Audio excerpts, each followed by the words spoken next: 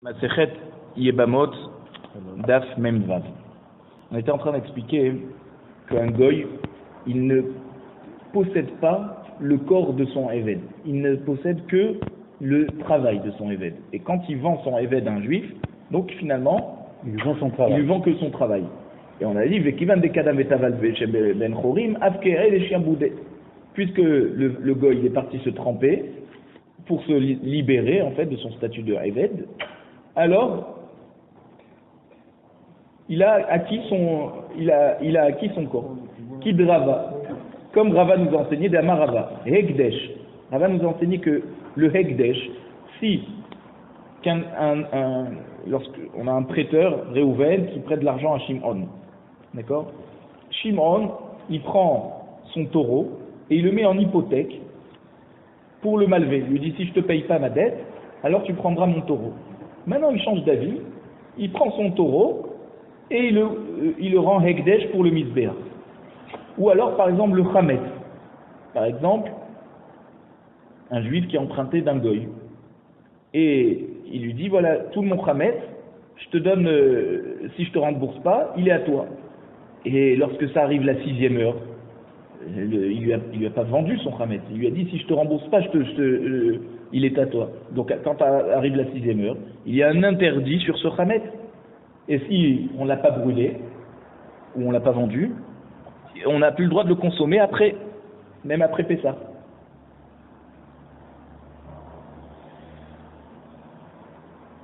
Véchirrour, si il a dit à son prêteur, Shimon, il dit à Réhouven, il dit, si je ne t'ai pas remboursé, mon éved, je te le donne.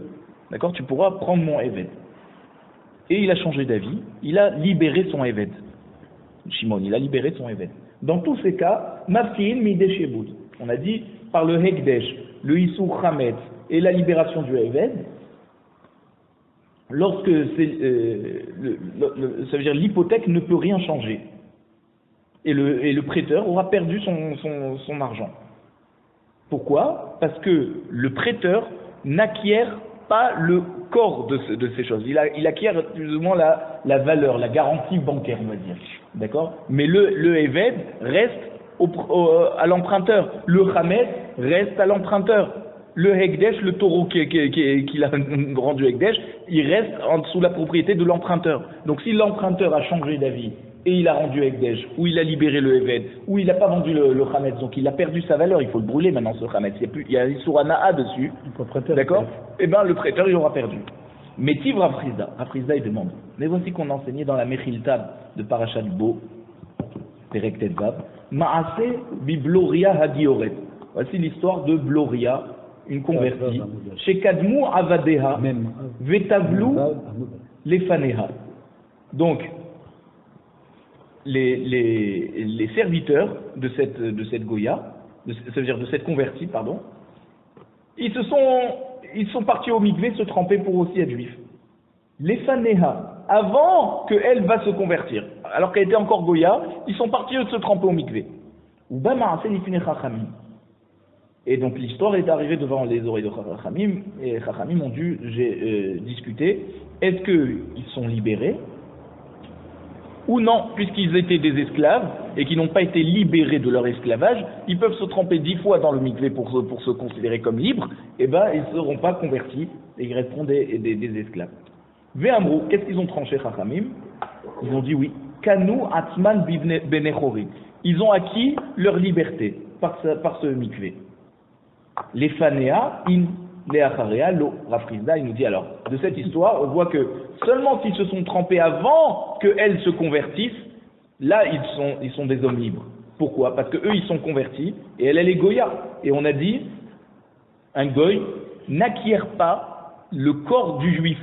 Ça veut dire, c'est vrai que c'était des Avadim Goyim, mais ils se sont convertis, ils ont acquis une certaine liberté corporelle qui est extérieure à l'influence de leur patron, on va dire, de leur maîtresse. Elle a pas, du fait qu'elle était Goya, au moment où ils se sont convertis, ils ont acquis cette liberté. Les Acharea, mais s'ils se sont trempés au mikvé après qu'elle se soit convertie, non. Parce que le Israël, quand il a un Eved, là il acquiert carrément le corps de ce Eved. Donc comment Rav il a pu dire que Kano Atzman ils sont des hommes libres même quand ils sont sous la propriété du Eved. Là, Amar Rava nous dit non, il n'y a pas de différence entre avant et après. Et c'est-à-dire que même si ils se sont trempés après qu'elle se soit convertie, eh ben eux aussi ils sont convertis, ils sont libres. Les Fanea ben Bitsam ben Mifourash. Quand on dit s'ils se sont trempés au mikvé avant qu'elle se convertisse, cette Gloria, alors soit qu'ils n'ont rien précisé, ça c'est stable, ils n'ont pas précisé pourquoi ils se trempent au mikvé, soit ben Mifourash, soit qu'ils ont précisé et qu'ils ont dit qu'ils se trempent pour acquérir leur liberté. Les Acharea Bimforash in Bistamlo. Par contre, s'ils se trempent au mikvé après qu'elle se soit convertie, alors il faut qu'ils précisent lorsqu'ils se trempent au mikvé que c'est pour avoir leur liberté. S'ils précisent rien, alors non, ils restent des Avadim. Amar Ravavia, Loshanu el Abelokeach mina Oved Kochavim. Ravia nous dit tout ce qu'on a dit que lorsque à Israël il achète un esclave goy et qu'on a dit il acquiert pas son corps, ça c'est quand il achète d'un goy. Il achète le Eved du goy. Puisque le goy n'avait pas de kinyan sur le gouffre de son Eved, alors le Israël aussi. Aval Oved Kochavim gouffé cané. Mais si le goy lui-même s'est vendu en tant que Eved au juif, là le juif acquiert même son corps. Dirtiv, comment on sait? Parce que c'est écrit dans Vaikra Perek Kafé Pasuk Memhe, Vega mi bene atoshavim agarim imachem mehem tiknu. Donc même parmi les résidents goïm autour de vous, vous pourrez en acheter en esclaves. Atem konim mehem, vous pouvez acheter des goïm. Velo hem konim mikem, et les goïm ne peuvent pas vous acheter à vous. D'accord? Un juif, il a son corps finalement ne lui appartient pas. C'est-à-dire, le goy ne peut pas prendre propriété, quand bien même il paierait des millions, ne pourrait pas prendre propriété du corps du juif. Le corps du juif, il a une certaine kedusha qui on est les avadim d'Akadosh Baruch Hu, qui est avadaïhem. Le pasuk de avadaï, il nous montre que nous, on est des avadim d'Akadosh Baruch Hu, on ne peut pas être avadim d'un autre peuple.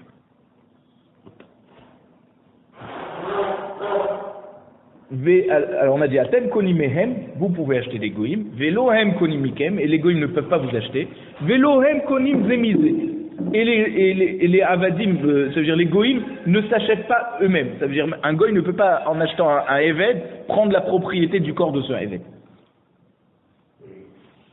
Les mailles, pour quel kinyan on dit que les goïm ne peuvent pas acquérir des Bnei Israël? Il est mal yadav.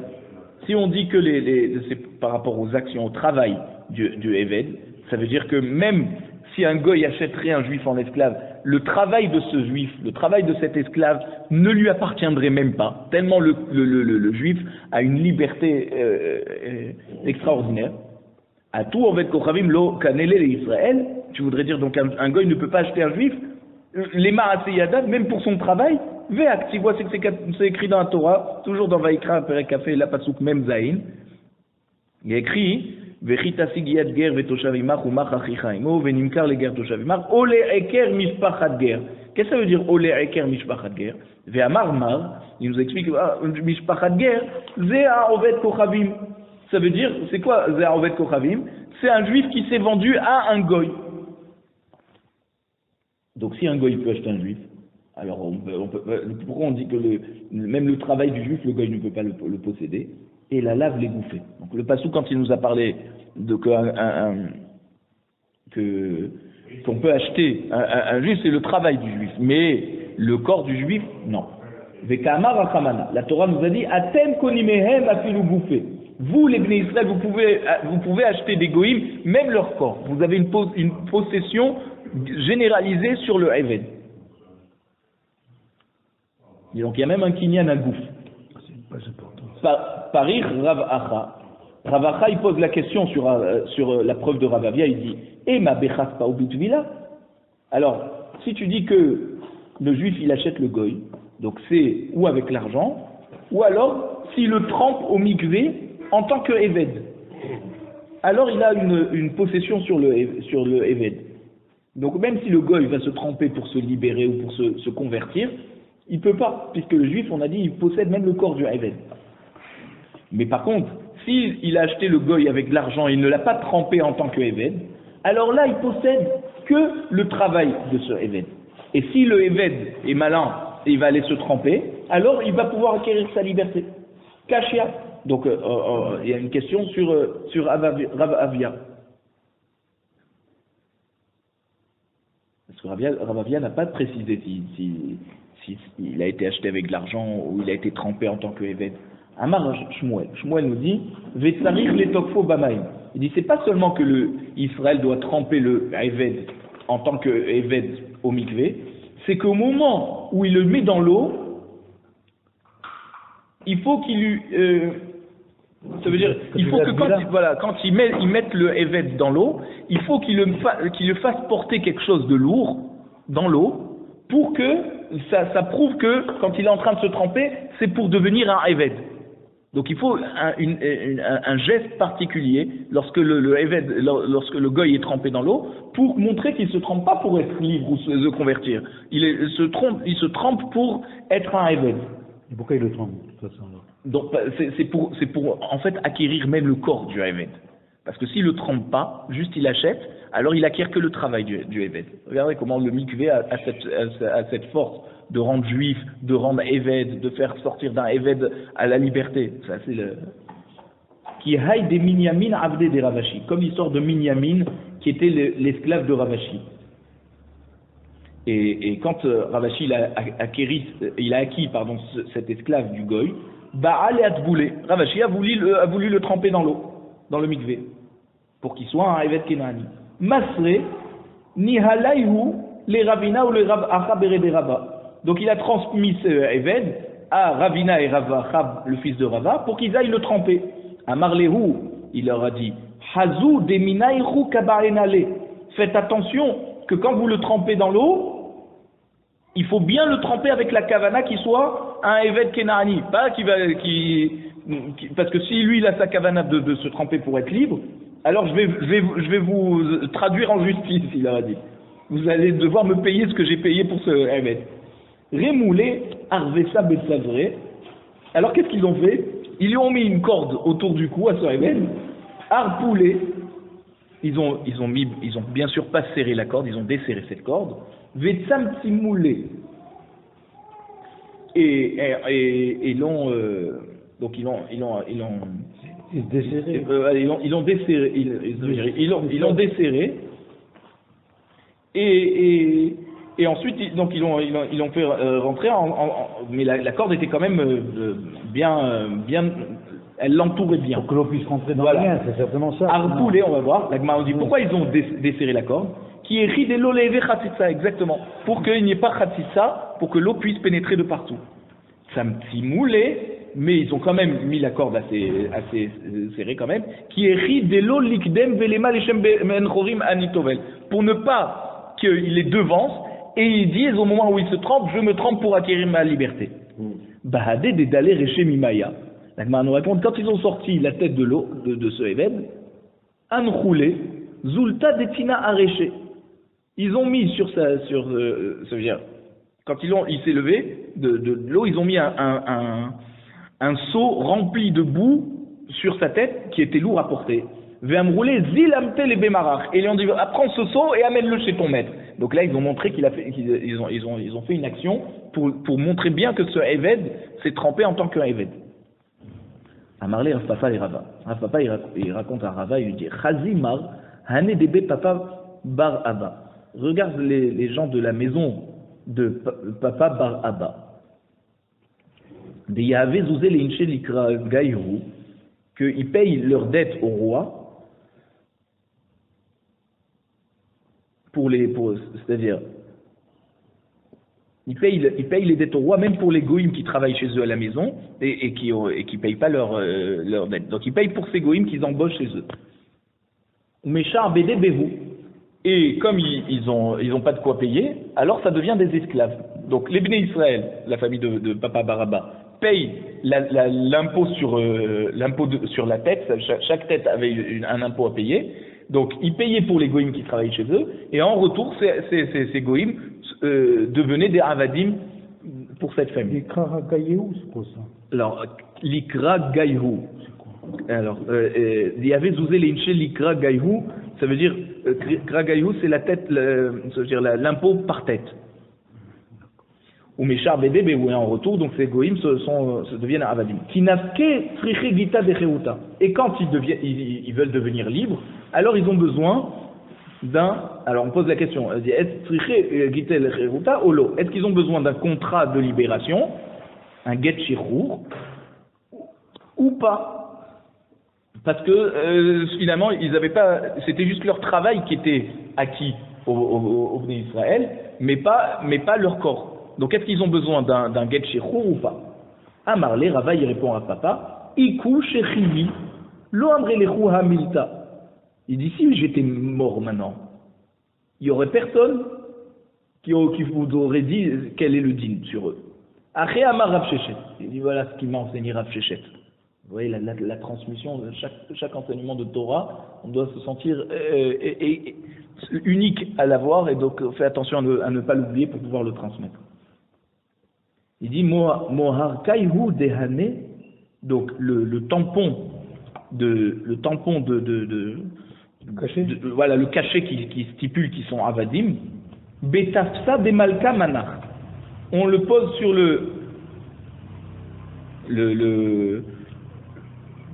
on va dire le coffre du roi. C'est-à-dire que tout le monde qui vit dans une contrée qui appartient au roi, il est considéré finalement comme un évêque du roi.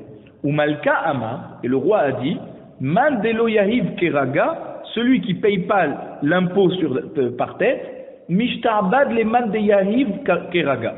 Il sera donc, il deviendra le évêque de celui qui aura payé l'impôt pour lui. Donc on voit que ce que faisait la famille de Papa Bar Abba, c'était même en accord avec le roi. Le roi reconnaissait que puisqu'ils n'ont pas les moyens de payer, qu'il y a quelqu'un qui a payé pour eux, eh ben ils sont voilà. Alors le seul fait de l'impôt, ils acquièrent. Voilà.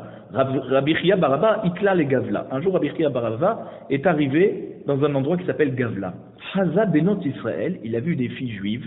Demi Abra migerim shemalu velotavlu.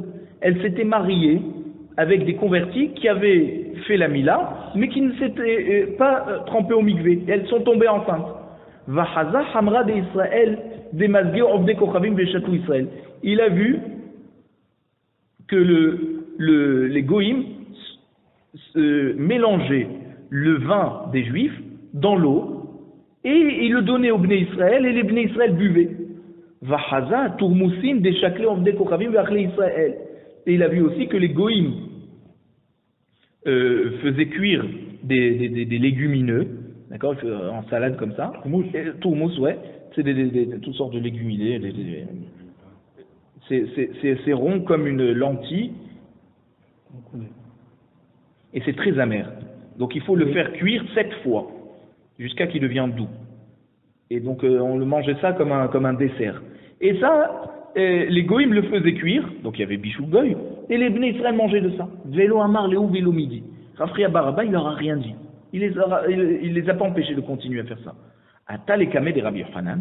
Ensuite, Rabbi Chia Baraba est parti chez Rabbi Yochanan, et il lui a raconté les 3 choses qu'il a vues à Gavla. Amarlé, il lui a dit, c'est ve'achez al benehem shem mamzerim. Il dit, va proclamer que tous les enfants qui naissent de ces goïms comme ça, ils sont mamzerim. Ve'al yenam, que leur vin, mishum yain neser. Il est interdit comme le vin des goïms. Ve'al tourmoussan, donc c'est légumineux qui ont été cuits par les goïms, mishum bichoulé en kochavim. Ils sont assourds à la consommation parce que c'est des cuissons faites par les goïms.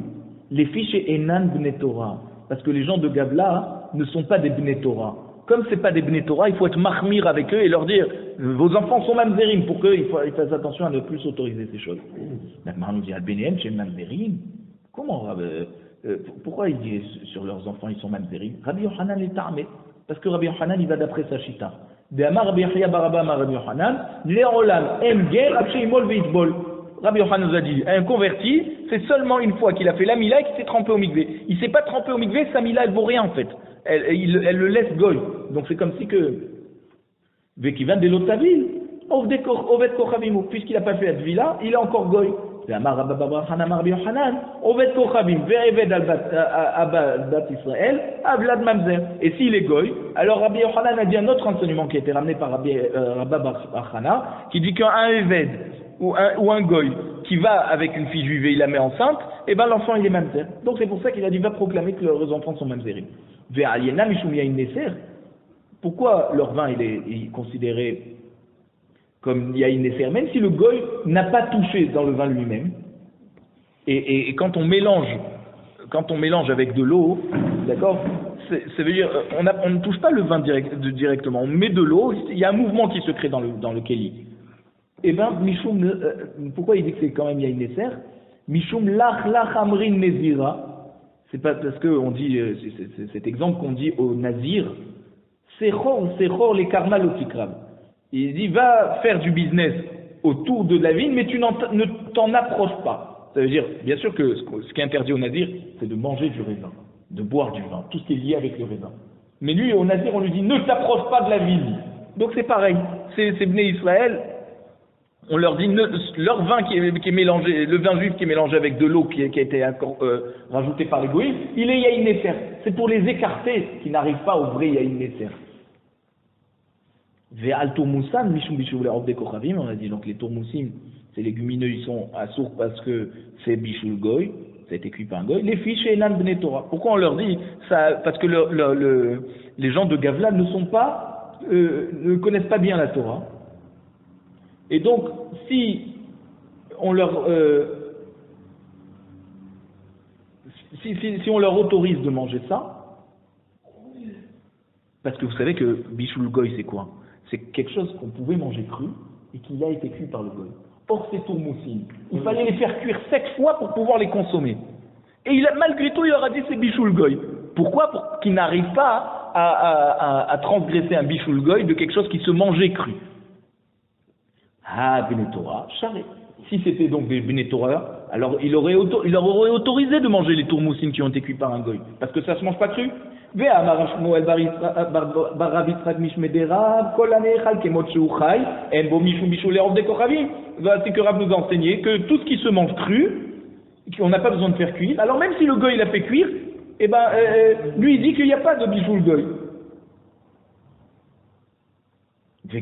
Alors ve'a tourmous et non echal kemot sheu chai, et tu vois que le tourmous il ne se mange pas cru, et yesh bo mishum bishul le'ov de kochavim.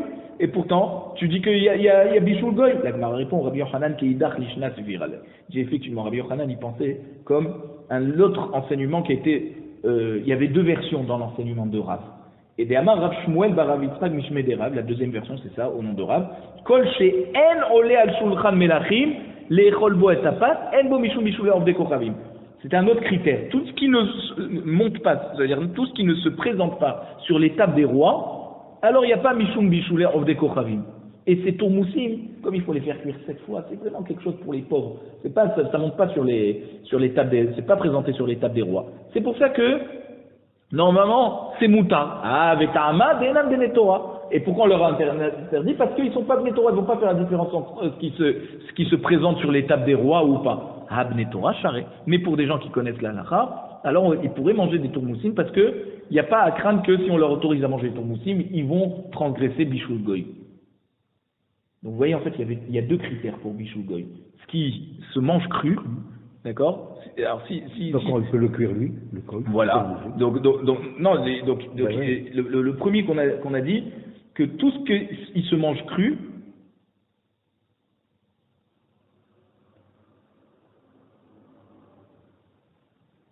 et qu'il n'y a pas besoin de faire cuire, alors même si le goy le fait cuire, il n'y a pas bishul goy, parce que ça se mangeait cru. Mais si ça se mange pas cru, alors là il y a bishul goy. Et l'autre critère, c'est est-ce que ça ça s'est présenté sur les tables des rois. Oui. Donc c'est très difficile. Ah ouais, voilà. Si la dafina, c'est un plat de tout le monde. Tanou Rabanan, Chachamim nous enseigne. Ger shemal velo taval, Rabbi Eliezer Omer, harezegir. Donc Chachamim nous enseigne que d'après Rabbi Eliezer, eh ben, lui, il pense que, différemment de Rabbi Yochanan, que s'il a fait au moins la mila, même s'il n'a pas fait la tvila dans le mikvé, eh ben il est quand même converti. Chez Ken Matsinu Barotenu chez Malou, Velotavu, comme on a vu chez nos ancêtres, à l'époque de Moshe Rabbeinu, quand ils sont sortis d'Égypte, d'accord, il y a plein de goïms qui ont voulu se convertir à ce moment-là, et on leur a fait juste la mila, et on les a pas trempés au migvé. Oui, il y avait un migvé dans le désert, d'accord, et pourtant, ils ont été quand même considérés comme des bons convertis. Donc on voit que rien que la mila déjà peut faire la conversion. Taval vélo mal. Alors maintenant s'il va au mikvé sans faire la mila. Rabbi Yoshua Omer arrêtez guerre. Rabbi Yoshua dit bah oui c'est quand même un guerre. Chez Ken Matsinu Baïmaot. Chez Tavlou vélo malou. Comme on a vu les femmes de nos ancêtres à l'époque de Moshe Rabbeinu. D'accord. Il n'y a pas de mila chez eux. Rien qu'on les trempait au mikvé et c'était bon. Donc pour lui rien que la tvila au mikvé fait la conversion.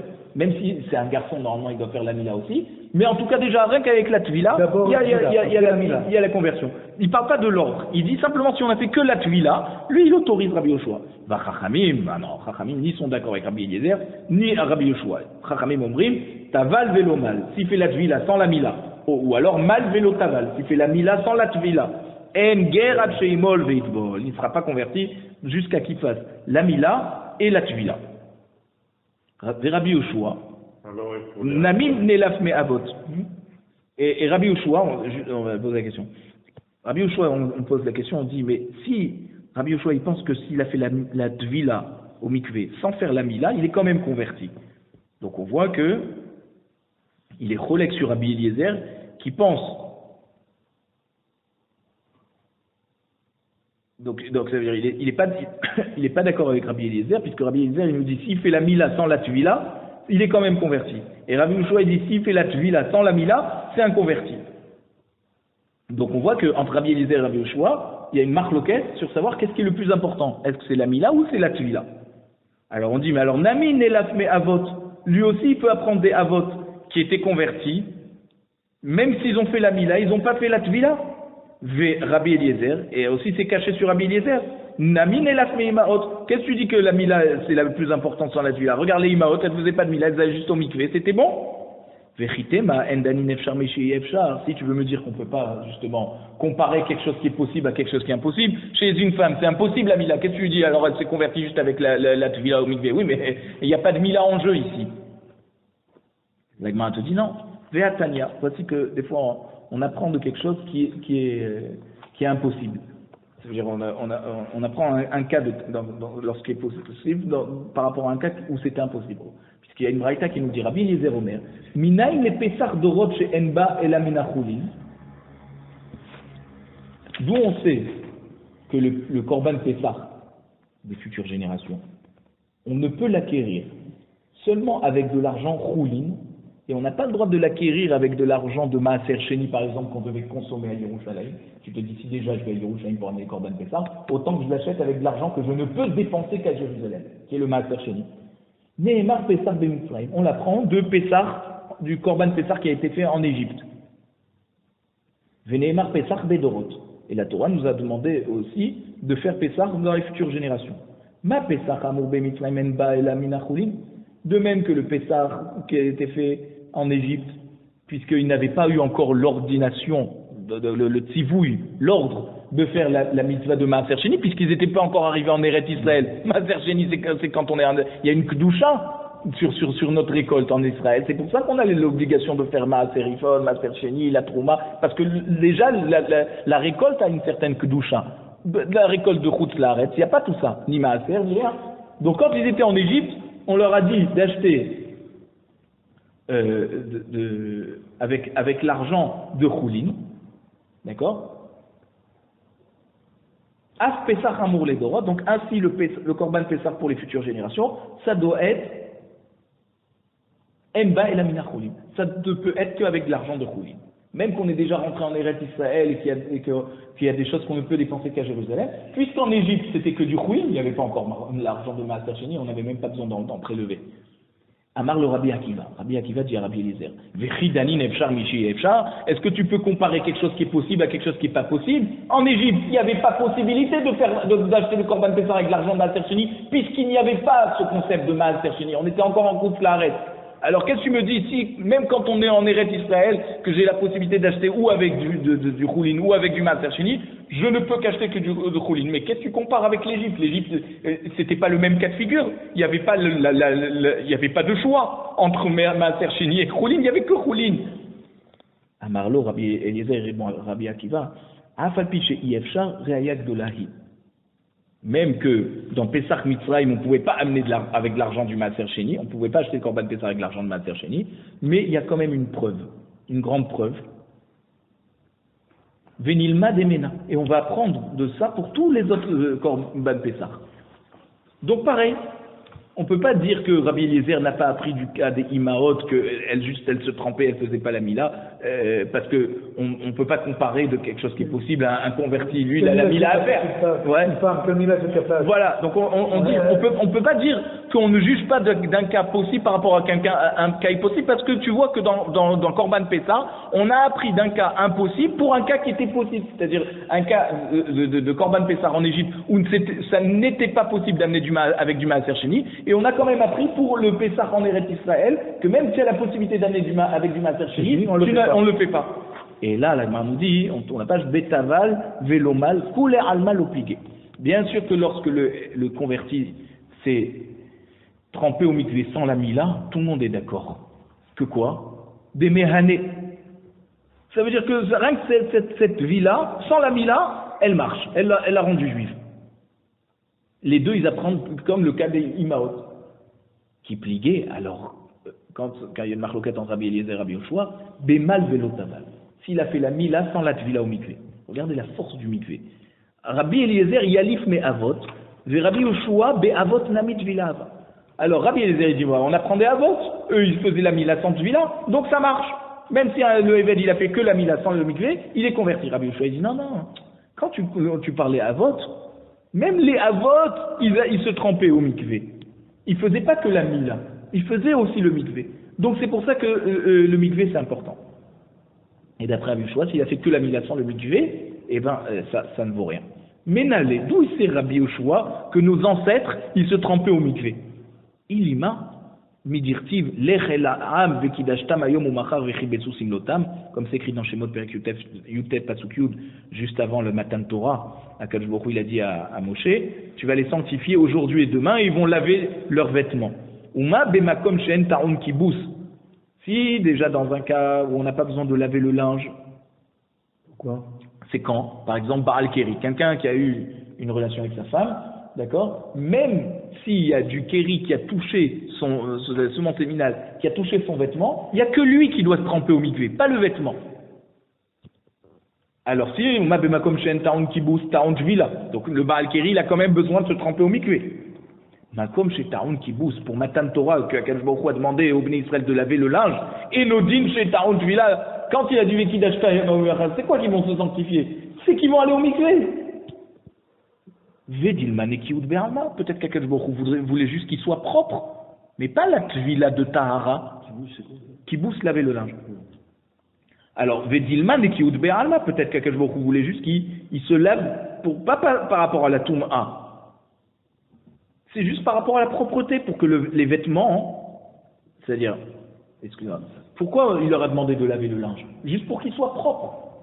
C'est pas pour nous dire que les vêtements étaient tamés. Non, c'est juste pour qu'ils soient présentables devant Akadosh Baruch Hu lorsqu'ils vont recevoir la Torah, qu'ils aient des vêtements bien blancs.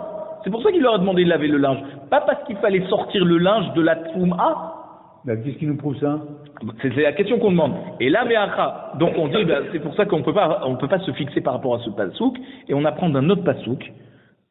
Donc après Matan Torah, dans Shemot Kaf Dalet, pasouk ret, Vaikar Moshe et Adam vaizrok ala am, ugmire deen azaa belotvila.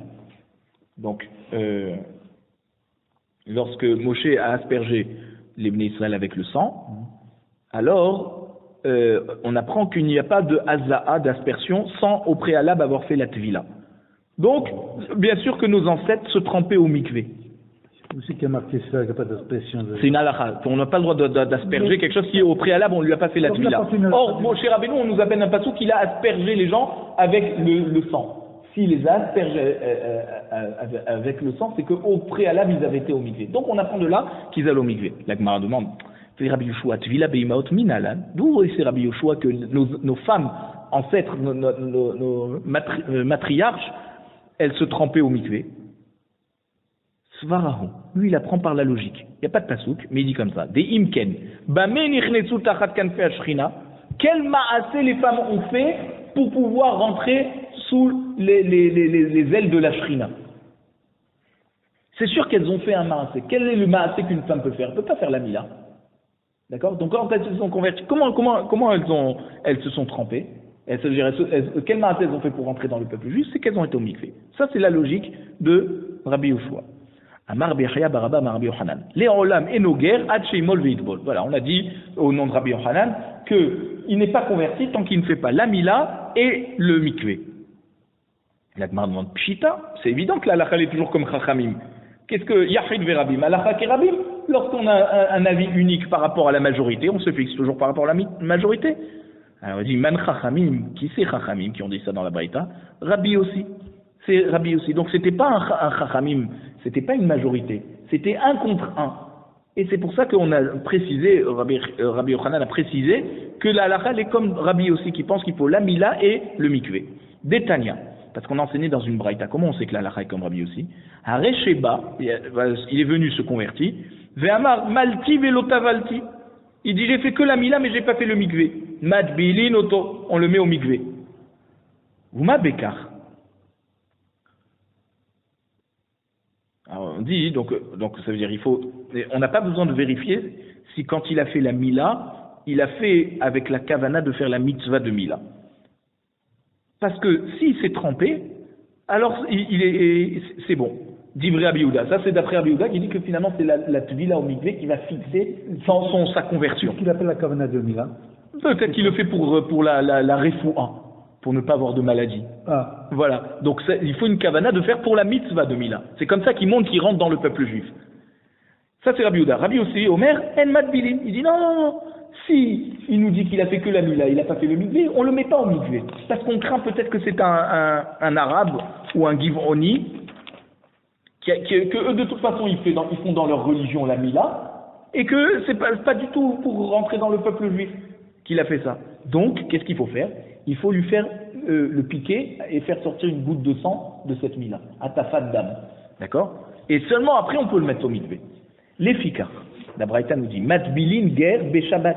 C'est pour ça qu'on a le droit de faire tremper au mikvé un converti pendant Shabbat, s'il a bien sûr fait la mila avant Shabbat. Hein?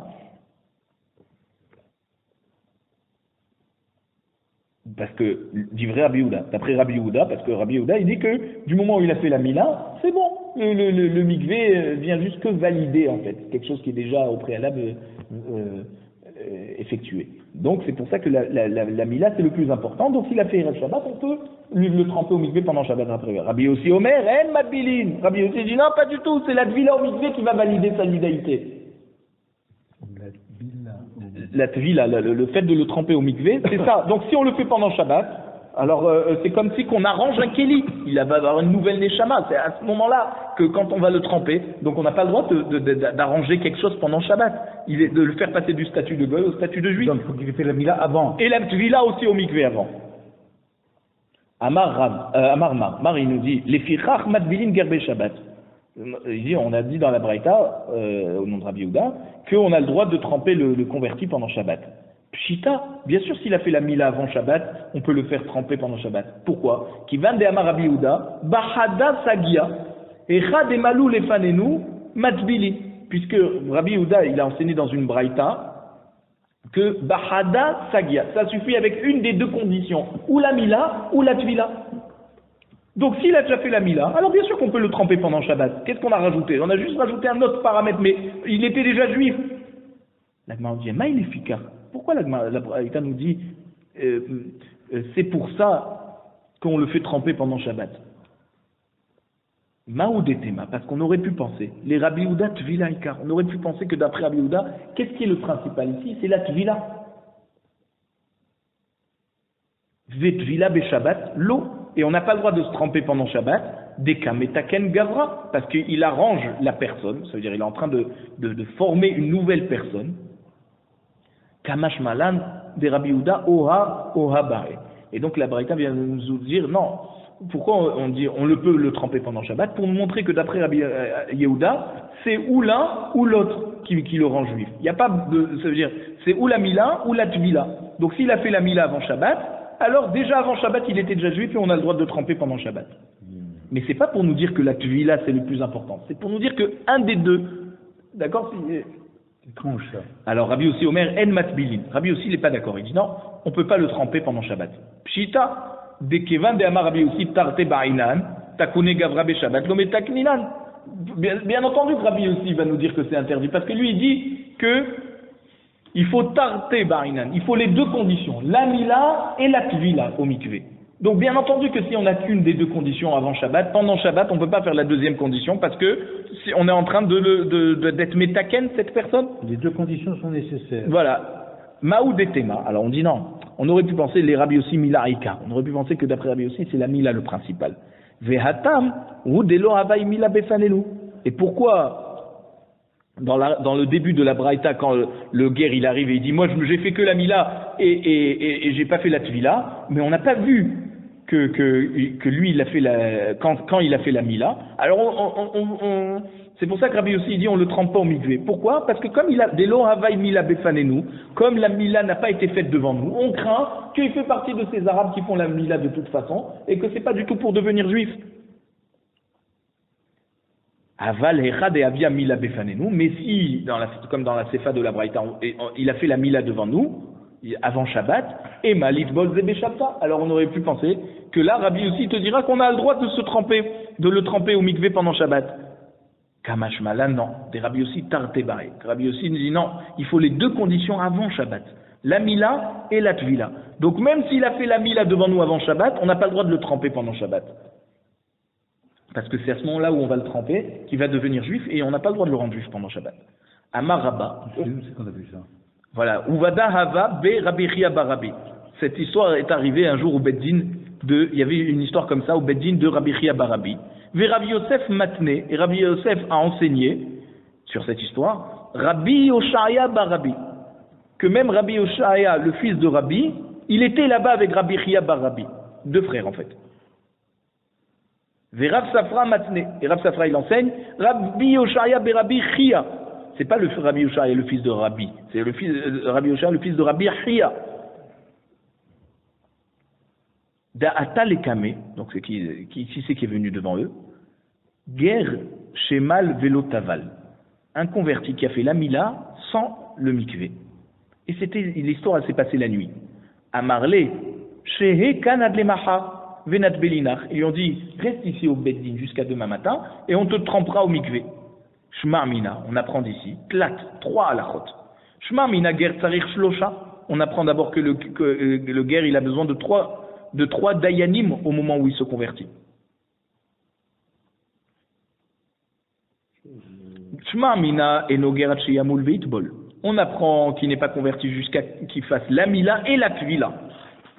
Shma mina en matbilin ger balayla. Et la troisième halakha qu'on apprend, c'est qu'on n'a pas le droit de convertir, c'est-à-dire de faire tremper un converti la nuit. Il faut que ça soit le jour.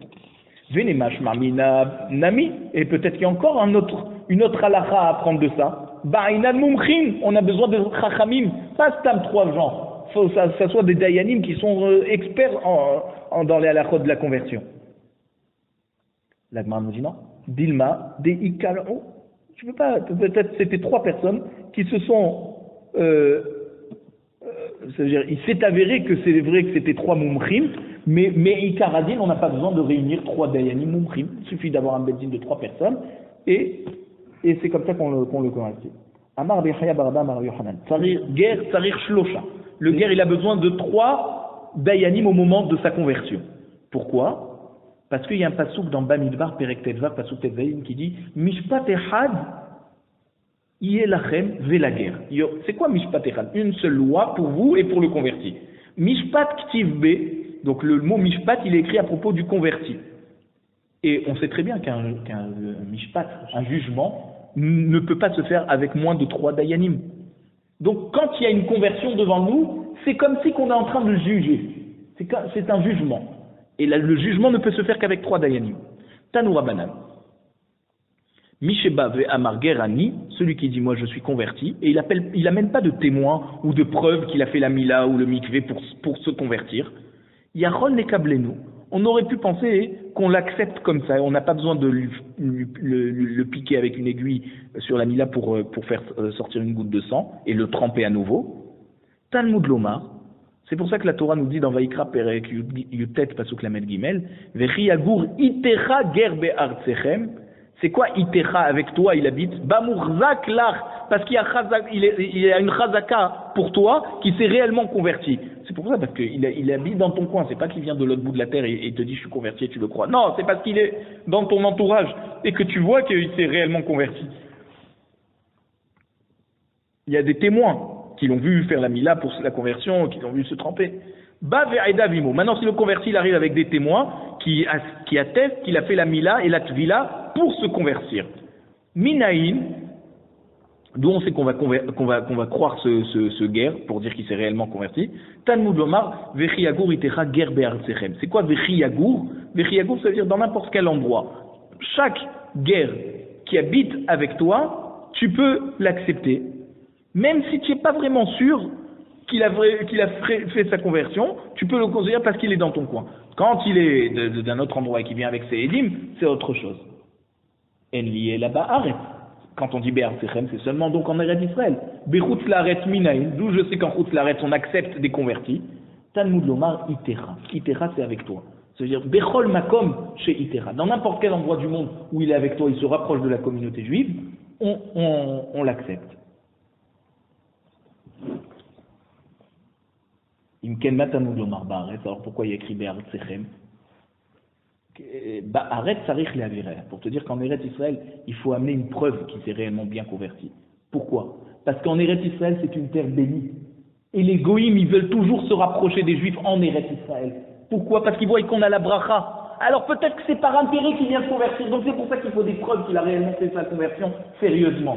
Mais en Chutz laaretz, ça va Bechutz laaretz, sarich le'avireh. En Chutz laaretz, il n'y a pas besoin d'amener de preuves, dit Rabbi Yehuda. Parce qu'on n'a pas besoin de craindre qu'il va mentir. Et de toute façon, les juifs ne sont pas chez eux en Chutz laaretz.